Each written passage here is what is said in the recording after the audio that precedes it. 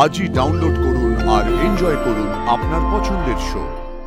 যে অফিসার আমাদের এই টেররিস্ট অ্যাটাকের সময় হেল্প করেছিলেন, আমি তাকেই ফোন করবো, সেই শ্রুতিকে খুঁজে বের করবে। আমরা কেন ভেঙে পড়ছি?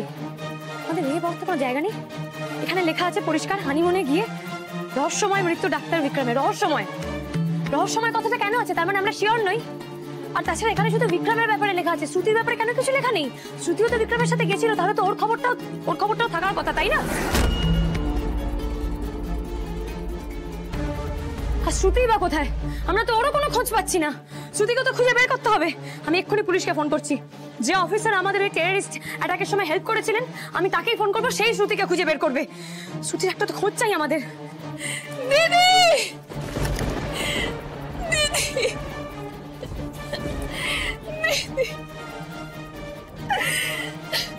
সব শেষ হয়ে গেল দিদি, সব শেষ হয়ে গেল।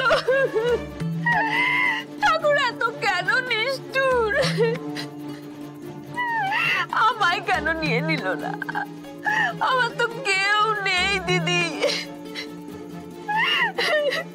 বিক্রমের তো তোমরা সবাই আছো। শ্রুতি, আমাদেরকে বলো ওখানে কি হয়েছিল। কিচ্ছু লোকাবে না। আমরা বেড়াতে বেরিয়েছিলাম।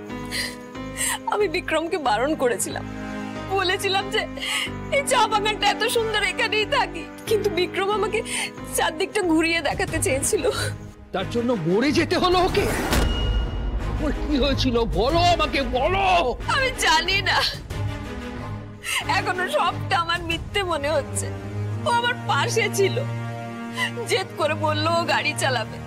আমি বারণ করেছিলাম। বিক্রম গাড়ি চালাচ্ছিল? হ্যাঁ। একটা সময় গাড়িটা টার্ন নিয়ে খাদের কাছে চলে এলো, আর চোখের নিমেষে ব্যালেন্স হারিয়ে ফেললো গাড়িটা। বিক্রম খুব চেষ্টা করেছিল গাড়িটা থামানো, কিন্তু পারলো না। ও যেই মুহূর্তে বুঝতে পারলো যে গাড়িটাও থামাতে পারছে না, ঠিক তখনই। তখন কি? ও আমার তখনই গাড়ি থেকে ধাক্কা মেরে ফেলে দিল। আমাকে বাঁচিয়ে দিয়ে বিক্রম চলে গেল। এই মেয়ে যা যা বলছে সব মিথ্যে, সব ভাওতা। ও যদি ঠিক বলতো তাহলে খবরের কাগজে বেরোতো যে অ্যাক্সিডেন্ট হয়েছে, রহস্যজনক মৃত্যু বলতো না। এই মেয়েটা সব জানে। আমার ছেলের মৃত্যুর পেছনে এই মেয়েটাই রয়েছে। এই মেয়ে, একদম সত্যি করে বলো তো, কি করেছো তুমি আমার ছেলের সঙ্গে? সত্যি করে বলো। কি বলছেন মেসোমশাই? শ্রুতিকে আমি সেই ছোটবেলা থেকে চিনি। ও একটা পিঁপড়েকে পর্যন্ত মারতে পারে না, সে কিনা তার ভালোবাসার মানুষকে মারে ফেলবে? আপনি তো শিক্ষিত, এটুকু বুঝুন অন্তত। তা বাপ্পা, তুমি এই কথাটা বলতে বুঝি এখানে এলে? আপনি তো একটা মেয়ে, আপনি বোঝেন না স্বামী কি জিনিস? বিক্রমের জন্য ও মরতে পর্যন্ত যাচ্ছিল।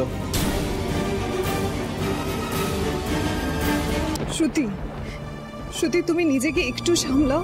চোখের সামনে এইভাবে নিজের মানুষকে চলে যেতে দেখা সত্যিই সহজ নয়। একটু সময় লাগবে, আমরা সবাই জানি শ্রুতি, কিন্তু জীবন তো থেমে থাকবে না, তাই না? শুধু যার জীবন যাওয়ার চলে গেছে, বাকি সবই ঠিক থাকবে এবার।